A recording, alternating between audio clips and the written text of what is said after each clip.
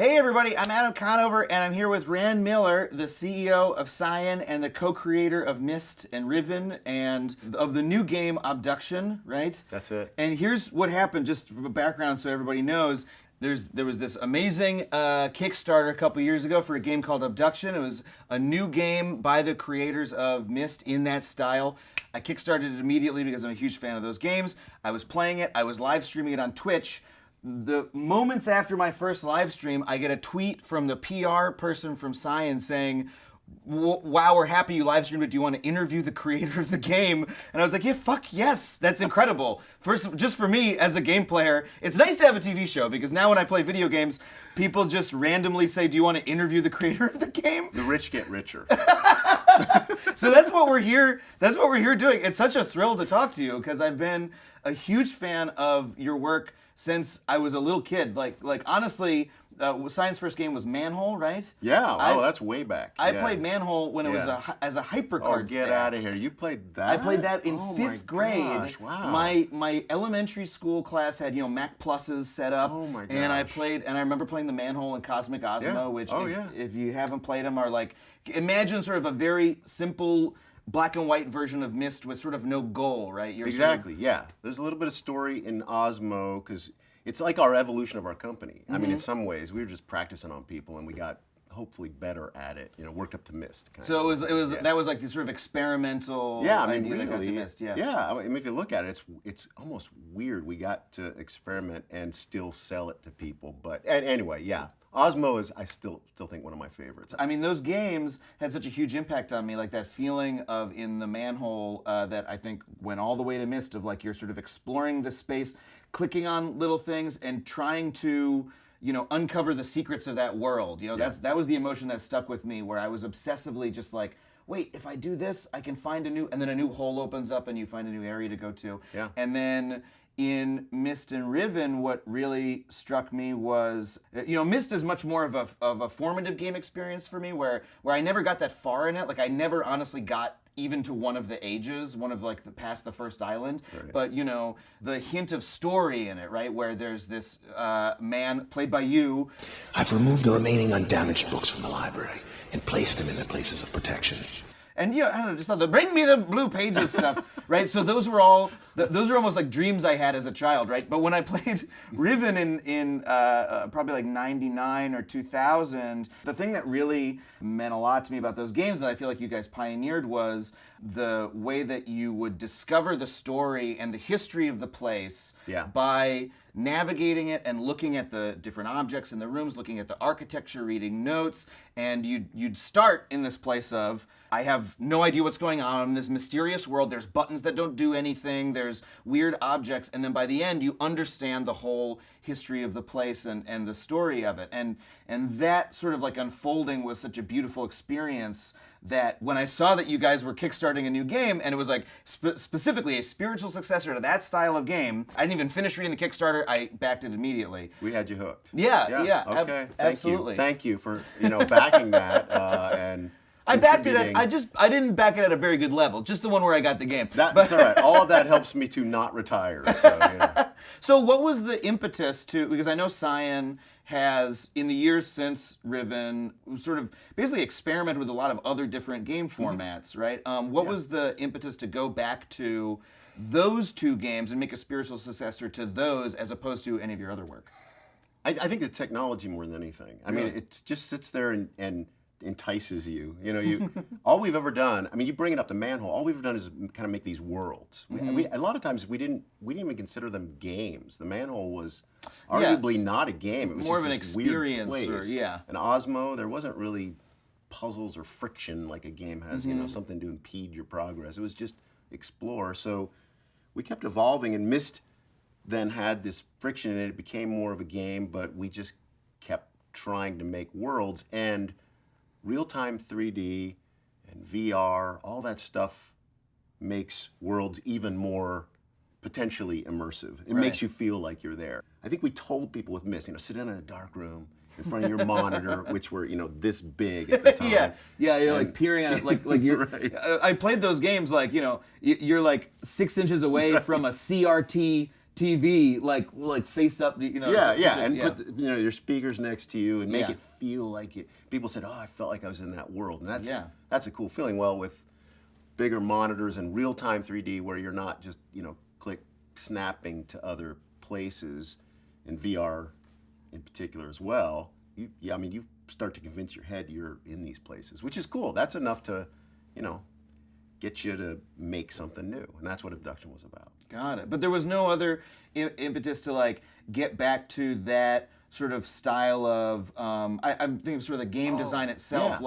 like that that way of discovering, right? Like even like MYST 5, which I played, is a very different game mechanic, right? With the there's like sort of a tablet that you're drawing on, that's you're sort of casting spells, and that was like it's an extremely different game mechanic, right? Yeah. But when I played Obduction, the thing that I was I really become attached to the experiences that you have from a game mechanic, and so I think that's what when I'm going back to a sequel or a spiritual successor, when I play the new Zelda, I want some game mechanics that remind me of that feeling of the old Zelda, right? So when I played Obduction, I had the same sense where it's like, okay, the mechanics are the same as Riven, and the sort of general player experience is the same. Was that something that you wanted to get back to? Yeah. It definitely was, but I think some time has to pass before you can pull that off. It was like you do that too soon, and it feels like you can't use the word legacy anymore. It's just like so. But letting time pass, kind of getting our feet in some other areas, trying some other things, and then saying, you know what, we should try this again. There's a whole new crop of gamers out there who might like this. I mean, I was reading Reddit at one point, and somebody said, yeah, I put my parents in, I think it was Assassin's Creed in Venice, and just let them explore around there. And they said it was awesome, except for, they didn't like killing people. So I was like, well, maybe. And the thread under that was people going, with 3D engines, I wish there was a place I could explore. I wish there was a place I could explore.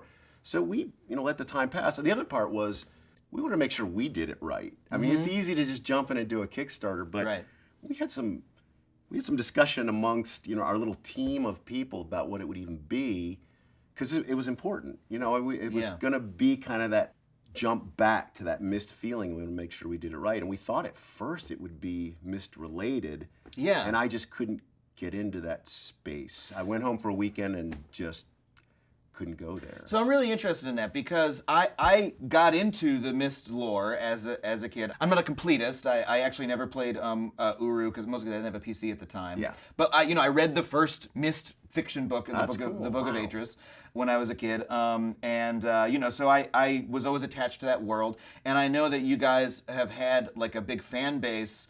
I'm the sort of nerd where I like reading about other fandoms, right? And so, like, I like reading the wikis for things. Yeah. So I was aware that there's this big number of MYST fans, that there's a lot of lore that could be explored, and that you guys have really spent a couple decades building it out. So I was very curious. Yeah, what was the impetus to do a new setting and a new sort of fictional universe? Yeah. Well, the no-brainer is, let's just do a MYST thing, either a reboot or a something I would have that kickstarted back to that too. Yeah, and it felt like at first like, okay, that would work. People would love it. That would be great. But I went home, and the best thing and the worst thing about that whole MYST universe, that whole property, was there's so much there. Yeah. So I went in. I remember like it was yesterday. That weekend I went home, and it feels like this weight is on my shoulders. We got to do this MYST game, and it can't interfere with any of the old storyline. Yeah.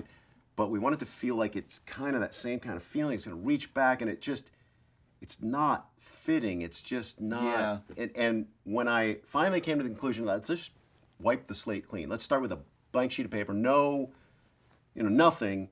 Suddenly it was right. And the cool thing about that we realized afterwards is MYST was interesting because you had no.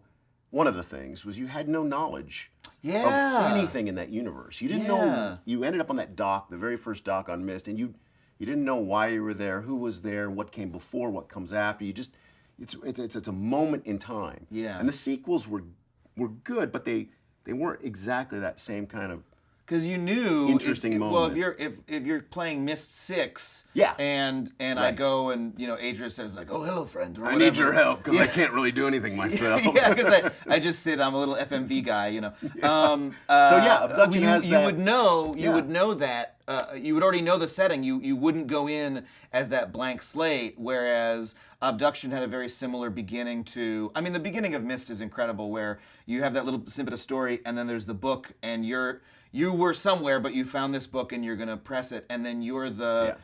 I can't think of another game that has more effectively. There are plenty of games that try to make the player identify with the player character. That's not that unusual to varying degrees, but I can't think of another game that has done it as successfully, where it's literally Absolutely. you're yourself with your entire history. Like it's in MYST, it's literally could be Adam Conover found a weird book and pushed it and then was transported to this world. That's how we wanted it to feel. That's how we always made these games. You weren't playing the role of somebody. You were you, and this could have happened to you, and all of a sudden we felt like these were portals that would take you to a special place. That's so wonderful. jumping into that situation where you're completely out of context. You don't know why you're here, where you're here. That's like a really cool feeling. Maybe not for everybody, but I kind of dig that. Well, anyone who's not going to enjoy that is going to be like, who wouldn't enjoy that? Right, that's you true. have to have a low capacity for joy if you're not going to enjoy that Well, experience. that's true. And so Obduction gives us a chance to do that again. I mean, you're stuck there and you don't have a clue. You're again at your wit's end, like, okay, I don't know what any of this means. But then you get the joy of kind of uncovering it and realizing how it all fits together. And that's the thing that I loved about that game was, I finished it a couple days ago, and I had this experience of, again, it was that same feeling of you enter the world and you're looking.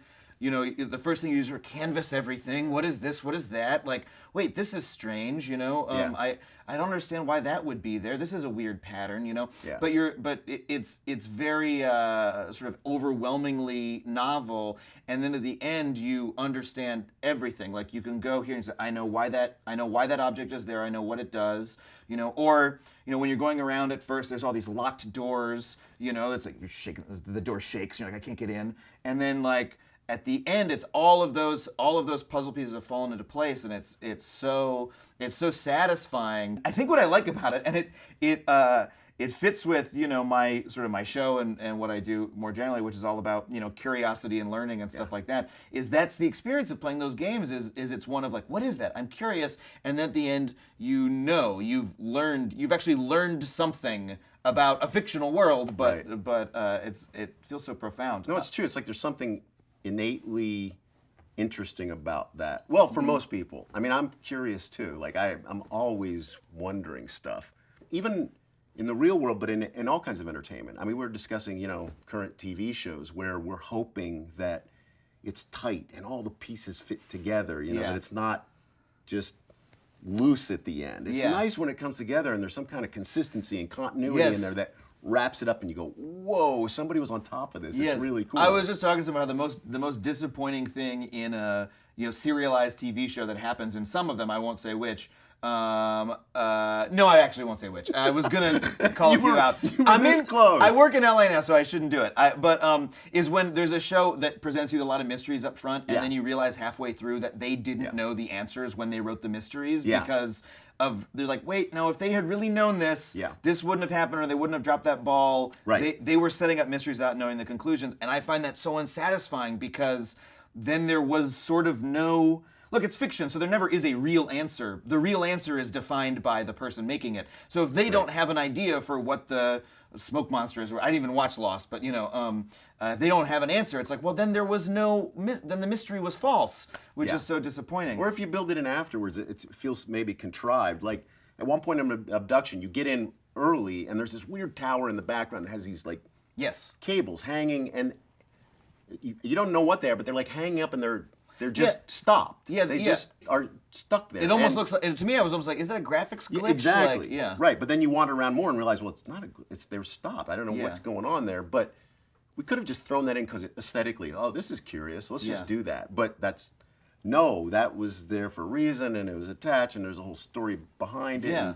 and it And fills now I in know blanks. and I know the story you now. kind of answered all that. Yeah. So anyway, I love that same stuff. Yeah. Well, before we talk more about Obduction, because I have a lot more questions about it, I just want to ask, because I think the history of Cyan is so interesting, because like I said, it was just my fascination with the games led to, the last 10 years, I would just, spend a couple, like once a year I'll go and do a little research on the company and what you guys are up to.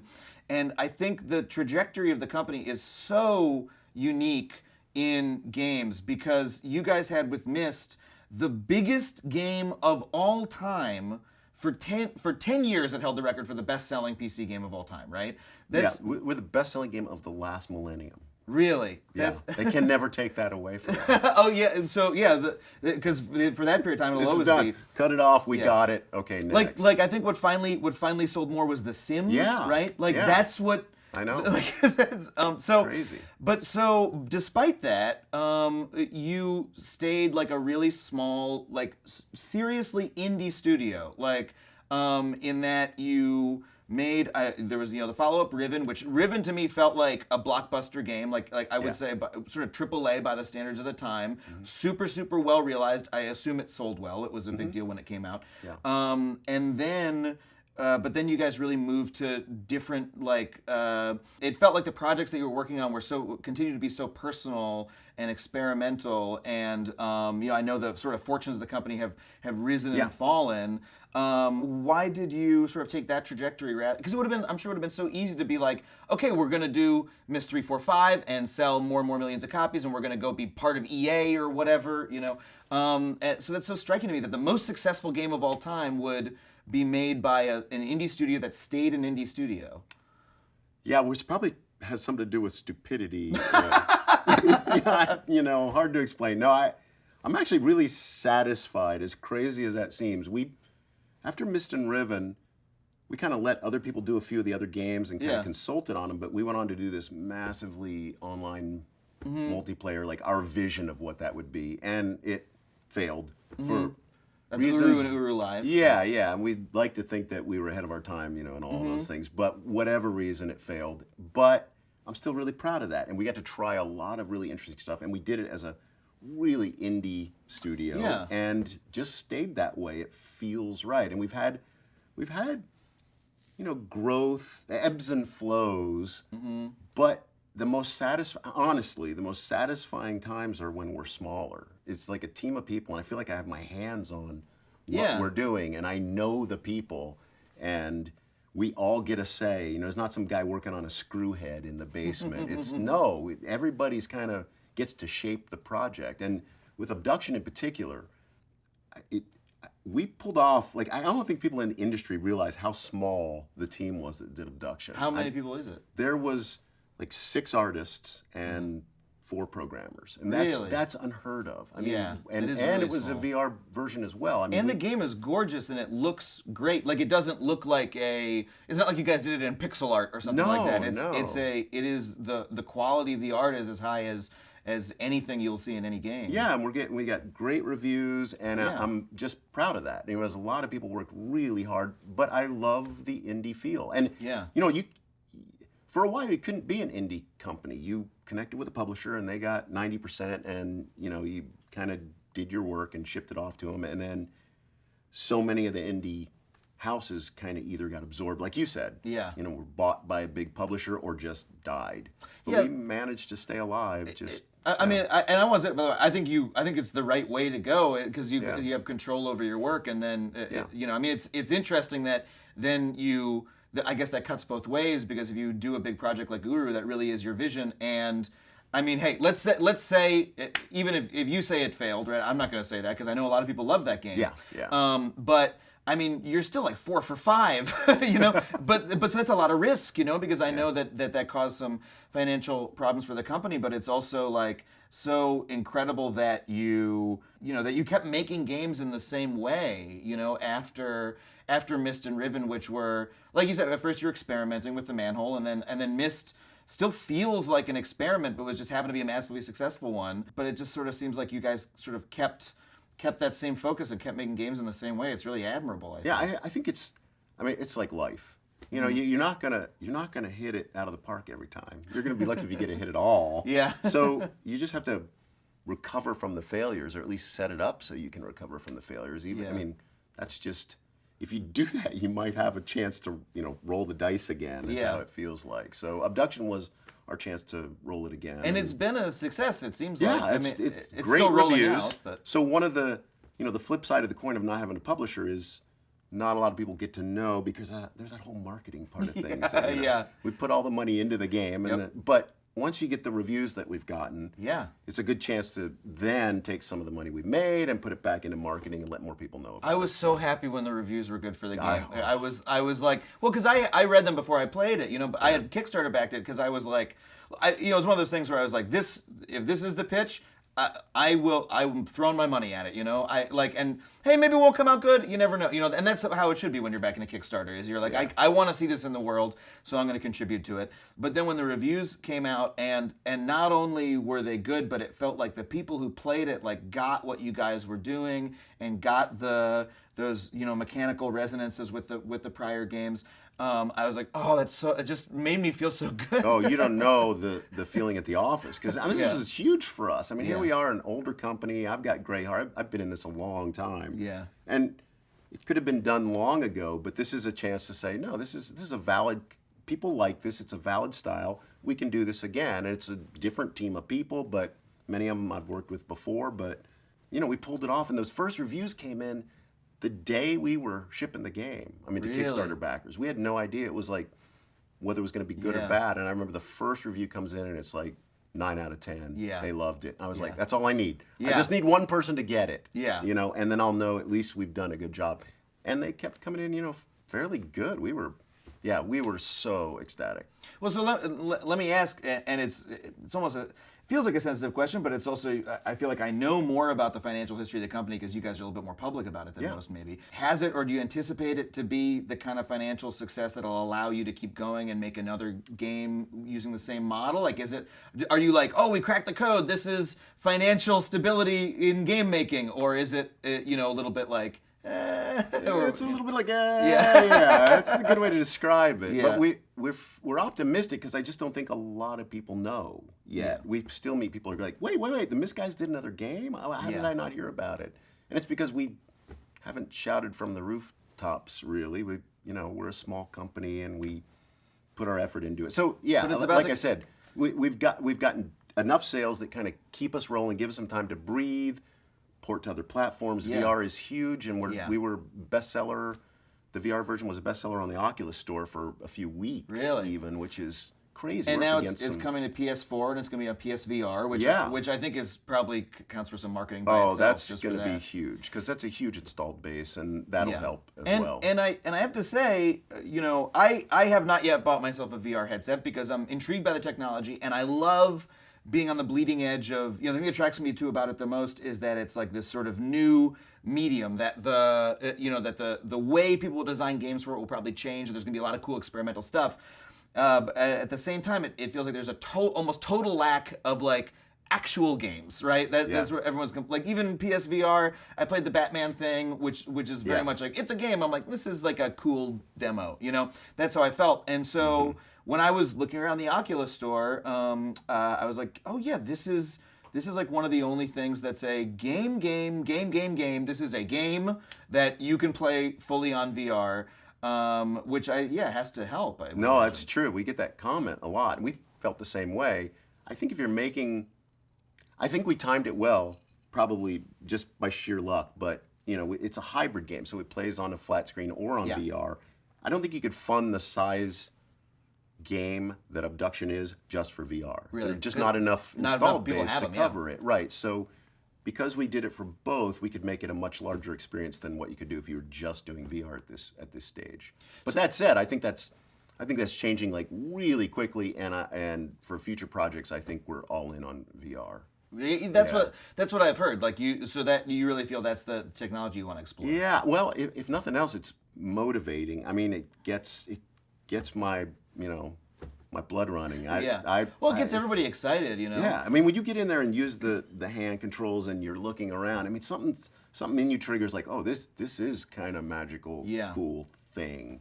Here's my question though. It's a little bit of a challenging question because I don't have a headset, but I did buy a VR capable computer. Yeah. And I got Obduction, and so I asked my friend with an Oculus, hey, bring your Oculus over so we can try this out. And it was the first proper. I'd used a little bit of VR before, but it was sort of my first experience with a game I bought that I can try in VR.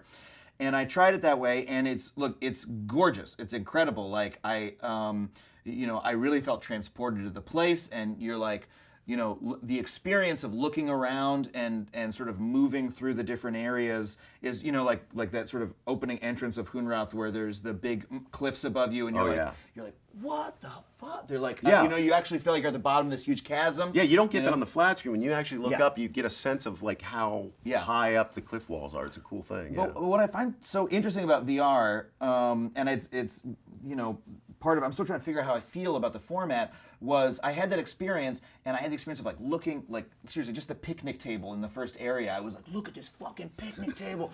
It looks so real. Like I was just blown away. I felt like I was on mushrooms, right? I was just like, whoa, But then, as I played it, I started to navigate that initial area, and I started to do the gameplay patterns you do when you're playing an adventure game, where I was like, okay, now I've seen all the cool stuff. Now let me go back and look in every area, make sure I've seen everything, figure out what the first puzzle to solve is, which is a lot of backtracking, Yep. And I had this experience of, my friend had just brought the Oculus over to try it. I was like, I can't wait for him to leave and take his Oculus so I can play it for real, where I could fall back into my old gameplay patterns of doing that sort of rigorous exploration, Yeah. And then, so I played through the whole game on flat screen. I'm playing it on my couch, and there's a ton of backtracking in the game. Like this is a classic. The puzzles are these, very similar to Riven, where it's these spatial sort of map puzzles where you change something on the map and you have access to something from a different area, so you have to go around, you pull a switch over here, you got to go over there and see what the effect is, And I had the sense that like being in VR wouldn't be most suited to that part of the experience, That in a way, I think it does feel like a hybrid where it's like this sort of older game or this sort of classic tried and true set of mechanics that were developed for flat screen and are I wonder if there's any friction bringing those into VR. It wasn't friction as much as we anticipate people are going to play it with both. If you're going to play it with a Rift headset, which is it's available on now, you're going to have a computer with a monitor that you can play it on too. And it's a long gameplay session, especially with wearing a headset all that time. So we just thought people would play it both on and off, and we always considered that's how it would be played. So to us, it was. I mean, we weren't really trying to make it for one or the other specifically. We just thought it would be a nice that makes a lot of hybrid sense. experience. You'd think you would take it on and off because I mean, another funny thing with VR is that it's physically fatiguing, like in a way that normally playing video games aren't. So I would do 4-hour play sessions on my flat screen of like, I'm going to learn this number system and I'm going to solve this maze and stuff like that. And when I was playing, on the Rift, I would find myself like, this is amazing. I need to take a break because I'm sweaty. I'm standing up and I'm sweaty. That's interesting. Yeah, I guess especially with like PSVR in particular, people can just sort of take it off and then keep playing. Now, did you play? There's different modes in VR too, because there's this comfort level. That I tried both. So there's the mode where you can blink around, similar to the old. To like Mr. Riven, and then there's the free roam. Right. And I couldn't figure out which I preferred because I definitely got nauseous in free roam. Yeah. But I liked navigating. I found myself better able to understand the spatial organization of the map. Sure. Versus because the Oculus on the remote, it has the mode where you can also turn 90 degrees, and so I got pretty good at moving around quickly that way, like doot doot bop bop bop, and I could bop around. But then I was like, well, then I'm just sort of sitting, staring straight forward, occasionally going like this, So I'm not. That ended up reducing my immersion a little bit to navigate that way. So I just think all those things about VR are so. That's what's so interesting about it is that it's like. It feels like a space where where developers such as yourself are still figuring out what is the experience that we have in this. And I sort of have the sense that 5 years from now, VR games aren't going to resemble flat screen games in terms of the way you interact with them. Yeah, I don't think so. That's one of the things that's exciting. I mean, when you go to design anything, you have to figure out your constraints first. What are the design constraints? And so, Obduction is almost like this experiment for us to know the box well. We got like 3 years of experience. Like, okay, what does this give us? What does it take away? Yeah. What can we do? What can't we do? And we feel like, okay, all right, we kind of have a handle on that. And, you know, moving forward, if it's VR only, it means, oh, we've got some things we can do and some things we want to stay away from. Do you think your next games are going to be VR only? Yeah, we have like really interesting plans. It's not just one game. We've got like a lot of designs that we've been sitting on for many years that we're kind of in various stages, and we're applying them all to a VR world and seeing which ones bubble up, and some will be sooner rather than later, but all of them are VR oriented. Got it. 'Cause, I mean, because it really seems like I think what VR really needs is that killer game where it's like, like I'm lucky enough to be in a position where if there's a game that I want to play, I can buy the system for it. You know, if some amazing, I don't have an Xbox One. If some incredible thing comes out on Xbox One, I can go out and buy it. You know, that's what will motivate me to get the system. You know, and so far, like even I had thought, oh, maybe Obduction will be the thing that makes me buy an Oculus or a Vive. And then I was like, well, I can play it 2D though, so I can try it out on my friends, have the experience, and then I don't have to. And so then the install base, doesn't grow. It feels like it needs those VR only experiences. Yeah, I think those are coming, and I think it feels like it's still early on. I mean, honestly, it seems like we're getting some pretty good stuff, but it's still on the fringes of stuff. I mean, let's face it. You put this thing on, it's got a tether coming up. I mean, who's going to put up with that? But really avid fans right now with this giant tail going off, and it's wrapping around. If you're standing up, it's wrapping around your feet, and but we know where this goes. I mean, this thing's going to get smaller and better and cleaner and nicer, and that's going to go away. And and I think there's a lot of people like I'm kind of with VR. I'm like I'm going to wait for Gen 2, and then I'll, because I sense that happening. See what happens. There's a lot of people who feel that way. Yeah. But PSVR is really because PSVR really made the Nintendo Wii version of VR where it's like. It's a killer Christmas present. Anyone can plug it in and try it, and I feel like they sort of nailed that form factor. I think it's really cool. all the analysts are saying it's gonna, it's the way most people will go because it's the least barrier to entry too. So in terms of getting back to the design of the specific game of Obduction, I think one of the really cool things about Cyan as a studio is that you guys.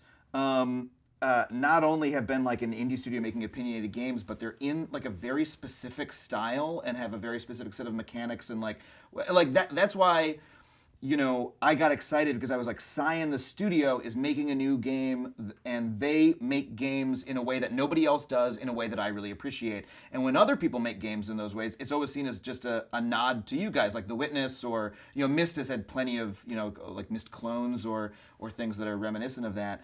And I'm just curious, what do you see as the things about Cyan, either way you're structured or like the principles of game design that you have that make that? What is the secret sauce, or is there one? That's a really good question. I think we've looked at it like over the years to try and figure it out, and we've come down to what now is affectionately known as Miller's Pillars, which I didn't make up that term. So I'm so excited to hear these. I love it. So I keep saying this, and somebody coined that phrase, but it feels like what very funny name. I'm really excited about it. It feels like what we try to balance is like this tripod of the story, the narrative, the friction, the gameplay mechanics, and the environment.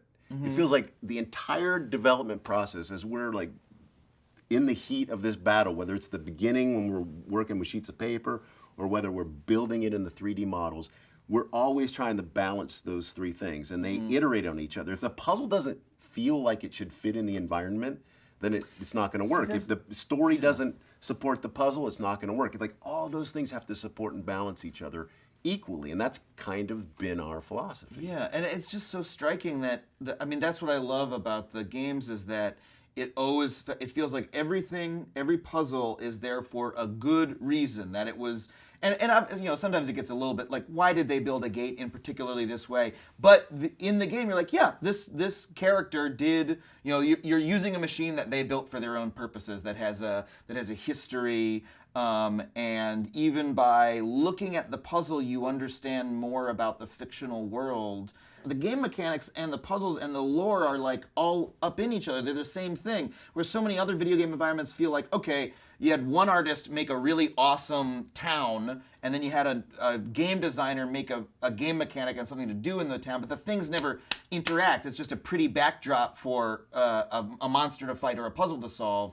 Whereas like everything has a reason in MYST and Obduction. Yeah, and that's not easy. That's the thing that is, I mean, it drives us crazy, and I don't know that we actually make games like anybody else in this industry, because we spent a couple months writing this down on big pieces of paper. I mean, literally big blank sheets of paper designing this. But then when it goes to our artists, there's a lot that keeps getting designed and keeps getting talked over and keeps getting put in front of people, and they don't do what we thought they would do, so we tweak it, and they didn't get this story element, and we tweak it, and then we figure out in our own minds, like, wait a minute, we lost some continuity here. This one doesn't support this. We should do this, and we change it, and it's like the thing has a life of its own, but it feels like it's real to us.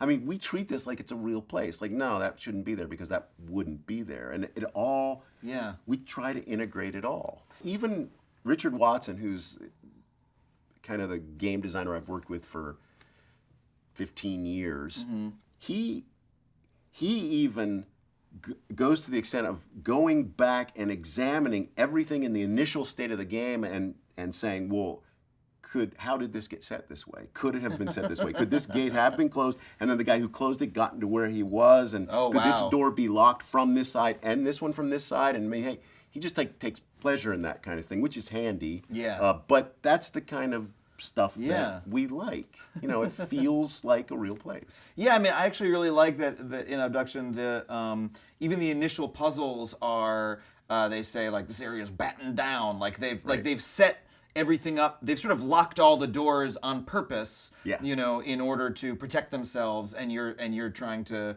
like, that has a reason, And there's other things that we've learned over the years, like Abduction is somewhat linear at the beginning. The canyon is a great example of what I think is some things we did right in Abduction, where players need a little bit of reassurance at the beginning of a game.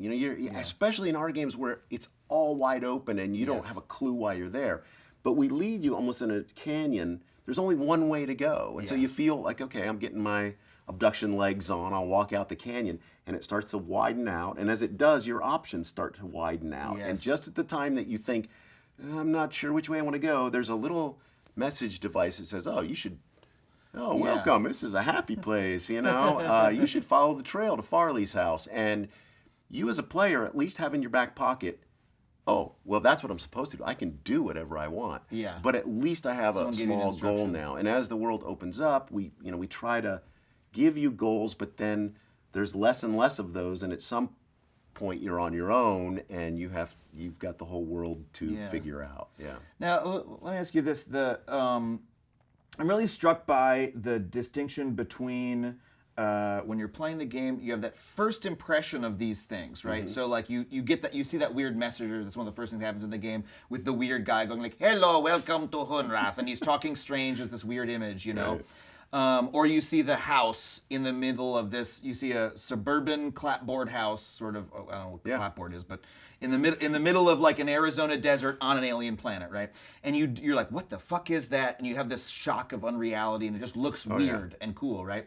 But then once you've played the whole game, I know who that weird guy is and why he talks that way and what that imager device is. I know where that house came from, why it's there. It's not weird to me anymore. Yeah. When you're designing, do you start? I was really struck by how much that house centered is in the original Kickstarter. There's an ancestor of that house there. When you start designing, do you start from the point of like, I got this cool image in my head, a house, a suburban house on an alien landscape, or do you start from the position of, okay, there are these seeds that travel through space and they transport things. Do you start from, which end do you come from? No, we started with the, honestly, the way we started is, it's really interesting to be abducted. I mean, what would happen if you were snatched out and placed on some weird planet, or someplace strange that you didn't, it just felt like MYST-like. Yes. I'm abducted, I'm taken against my will, placed somewhere. Yes. And we had a couple mechanisms in mind, that we knew we wanted to work with, but honestly, on the blank piece of paper, we were like, okay, you start here. We knew that there was kind of spheres and circles played a large role in this thing. I love that mechanic so Yeah, much. we really liked that too, and we kind of started using that. But the game almost and this is like what things songwriters say, like, well, the song was out there, I just it just came to me, wrote down. It feels like when we're drawing this world, like it's like there, because the pencil draws and this cliff opens up and the house will be here, and then but the door will be locked and the fence will be here, and it's like it's coming from somewhere. I don't know where. Maybe I'm sure it's in a quantum other universe somewhere this happened, and we're just channeling it. Yeah. Well, it's so funny because you're describing the whole lore of MYST, where you write the That's books right. and create the true. worlds as you write them, but they already exist when you're doing it. That's the whole. There is this weirdness that feels like sometimes that's what we do. That whole circular reference in MYST, where like, oh, they wrote worlds and you could explore them, and oh yeah, that's what we do. Yeah. Cool. Yeah. How do you go about designing the puzzles? Because they're also so specific, and they're different than puzzles, even other puzzle games. Like The Witness is similar in many ways, but the puzzles are so different. The main thing I noticed about Obduction is that so many of the puzzles are spatial, where you are teleporting, or you're teleporting a chunk of the environment, and that opens or closes a door, and then you realize, oh, now if I go around, that area that was blocked is open now, but now I've cut off my access to this, so how do I also gain access to that? Which is feels like Riven, feels like this sort of Cyan type of puzzle that no one else really does. And then there's also all these puzzles that are based on, a little lever or like a little thing blocking, like these mechanical objects that you have to sort of understand how the mechanics work. How do you go about creating those? Yeah, the puzzles are hard because I mean, honestly, that's another thing that I think a lot of people don't make these kind of games because, like a shooter, you kind of know what the mechanics are. Yeah. I get a weapon, I kill a bad guy, I could get a better weapon. You know what I mean? Rinse, repeat. Yeah. I'm not dissing it, but it's it's fun. But that's now I just have to skin it in some cool things and put a little story in there and bake, and it's cool. Well, we can't use the same puzzles we made in our other games. We can't go, oh, we'll just put the game mechanic. We'll use the same puzzles and the same layout. We'll just put it in a different place. Like no people will be like, what? Yeah. No, you can't do that. Yeah, you guys do a new So one. everything's got to be meticulously like, okay, no, we should try and make that fit with the space. So there's two ways to do it. The one is we've got puzzles in the game that draw on your natural intuitive nature. At one point there's a gate. This one could have worked better, but it still works pretty good. There's a gate that's sitting in water. Yeah. And it has these things that go up and down. Yeah, and they've at got two first sides that are... Yeah, you're not clear, like, wait, am I blocking? But I'm not blocking the water because one side's up. Yeah. Is it channeling? No. But when you change it, it kind of moves a little, and you go back and pull a switch, and this thing releases on top. Yeah, a little spoiler alert, but... Yeah, anyway.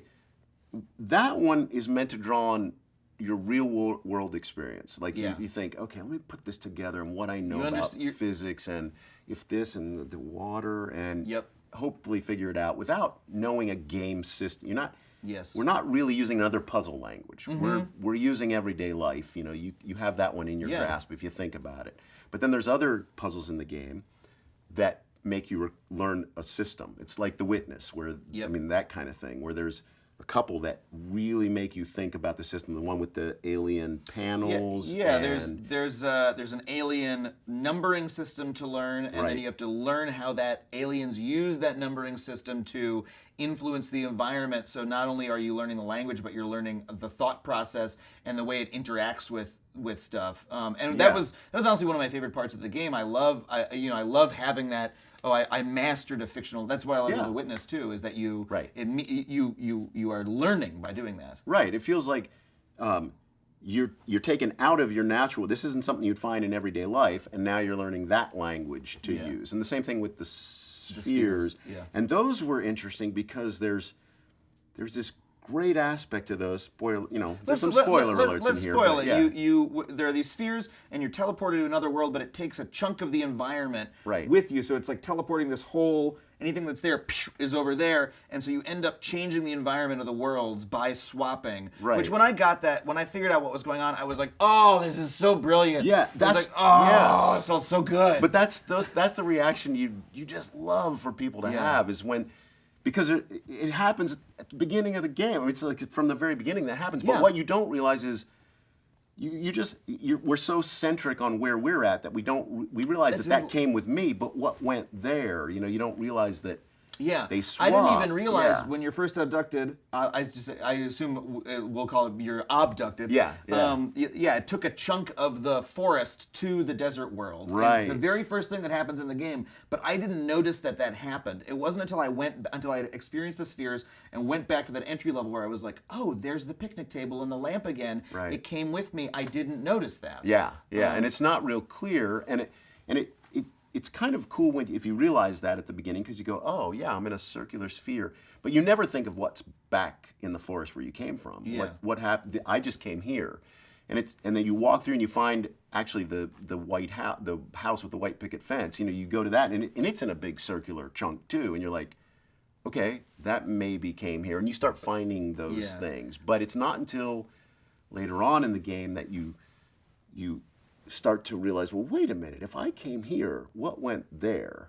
Yeah. And that's a really cool moment. It really is. Yeah. I love the details of the design so much. Like, I love the house, the circle of house. And for some reason, the part I like the most, I don't know why, but at the front of the house, there's this spot where the asphalt has crumbled down into the desert, where like a little bit of it fell apart. And I just love that. I stared at it so much, and I can't even figure out what about it affected me so much. Maybe it was that it like made the space feel like it had history, like it had been there a while and something had fallen. But it was also like imagining an artist sort of creating a realistic looking bit of decay. Like I don't know, it was... No, decay's the hard part. Yeah. I mean, it's easy to make the asphalt and put a texture on it. It looks like normal, but the artists at the office had to then break that up and put every one of those separate chunks of asphalt separately and make it look like it had fallen down. And that was the point, to make it look like, oh, this is older than... Yeah, and there's so many cool bits of architecture. The bit of train yard that's been sliced away, like the train station.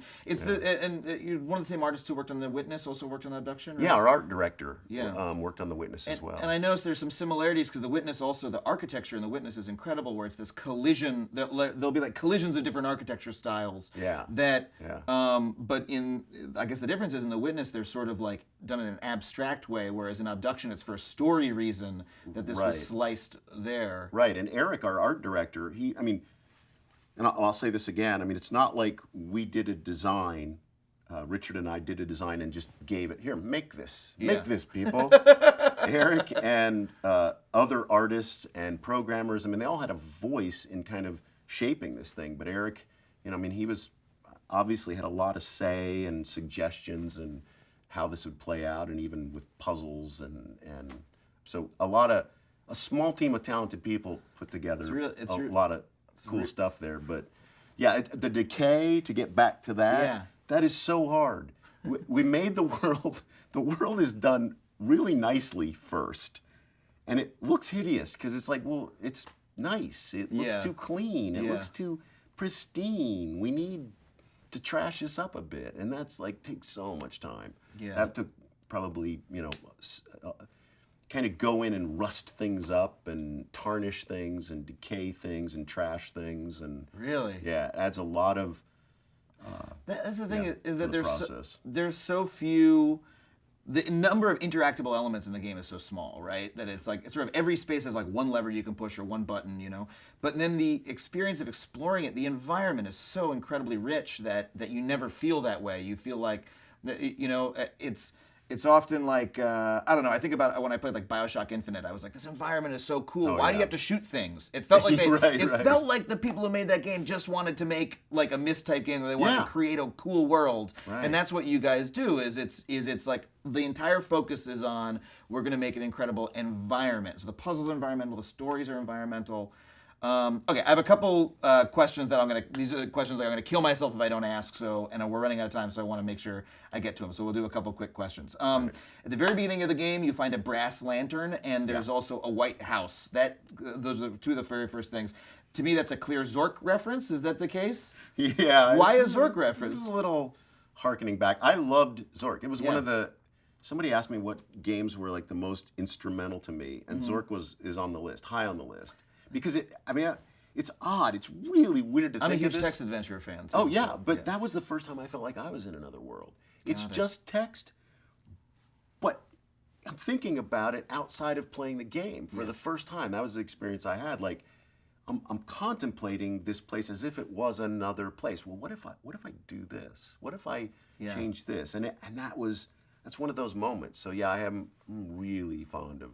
That's Zork so funny to series. me because I almost think of MYST as a Zork-like game where it's like, you know what I mean? Where it's to me an beginning. It's a start point for games, and so it's so interesting to me to think.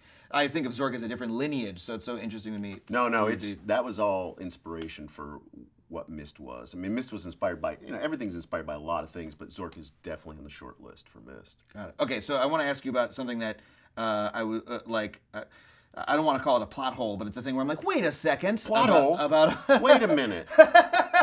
in Abduction, that first area of Hunrath, right, has a lot of, it's like this old mining town, and then other bits of American landscape have been teleported from different periods in time, right? But that wasn't the case in the other alien worlds that were also abducted to some other planet, right? Is there in your mind a story-based reason for that? No. In fact, okay, so if you look at the other worlds, the one with the cliffs, the gray rock and the cliffs, that one does have a few of those in there. Go back and look. There's a few that we I was sprinting. Put in. I was holding on shift too much. Right, and there's some sections. There's not as many that were in Hunrath because, I mean, to a certain extent, we weren't sure what are the other historical things we put in there. But there are just some random chunks that don't go anywhere that look like they were pulled from another part of that world. So got it. Which is I fun. remember one of those now. I think I could never reach it, but there it was. Yeah. Or you walk. There's one at one point that even has some little water in a pool, and the rock is a different color, circular sphere. And there's one even on your initial walk past where you kind of go through an orangey color of rock that doesn't go anywhere but came from somewhere else. So that's it. Now in Murray, which is the jungle kind of world, there's not any. And our story reason for that is it's twofold. I don't know how much in depth you want to go here. One Very is spoilery stuff. I'm curious. Yeah, no. Believe me, this is stuff. Plot hole, please. You have really thought this through. Yeah. Oh my gosh. There's two reasons. One is Murray people actually were abducted. They were a transient tribe of nomadic group of people. Yeah, nomadic, and so when they left their planet, it was because it was gone, and they were on their next journey. So there weren't chunks of people that would have been abducted, but there still would have been a few. But they were also very, their architecture is almost fluid in what they could do with it, and you see that in some of their control panels when there's like this. We had this. The backstory that is, it's almost like this nanoparticle stuff where they would create their architecture. Appears and disappears. Yeah, and we don't really get into that, but and the fact that it's jungle and very overgrown, where there could have been some chunks that basically were just then reformed and overgrown, and there weren't as many because of who they were. Got it. Okay. Yeah, that makes total sense to me. Okay, great. This is one that when I was reading forums and things. This is great, by the way. No one ever does this. I love answering these questions. Oh, good. This is fun. This is one that I don't. This is not sort of my own question. It was something that I saw on some forums of some people who are being a little bit cynical, and I want to know what your response is. That the last world you go to. Soria or Mofang, which what you would call it. Man, you are good. Is a very well. When I play a game, and I learn everything. So I think I understand the whole story. But that world is a very and a huge spoiler, but it's a very empty world because it's sort of been exploded. I heard a couple people say they probably ran out of development time and they had to cut a bunch of stuff, and that's why that area is so empty. I'm curious, is that the case or is that? No, that is not the case. That place is blown to hell. It's supposed to be. In fact, in the middle of it it's subtle, but when you get to the one spot of it, there's Yeah. a crater there Yeah. where the thing went off. Yeah. Big spoiler alert kind of Yes. stuff. And in fact, even when you get to the dome walls of it, there's like char marks on that, like something big blew here. So Yeah. that was the whole point of that. Got it. It was never. Granted, we probably could have kept some stuff there, but we really, I mean, the design was, no, this should look trashed. It Yeah. should really look like, no, all hell broke loose here. The great part about this Yeah. is, even though this is spoilers, no one who's played the game is going to understand. Like, this That's won't be. true. It's going to be like a weird hint. Like, if anyone watches it and then goes and plays the game, then they'll Yeah. be like, "That's what they were talking Yeah. about," which is That's almost true. like playing the game itself. Yeah. Okay. Here's my last. This is my last big story question. This is like my, end game. I think I understand everything that happened. So these.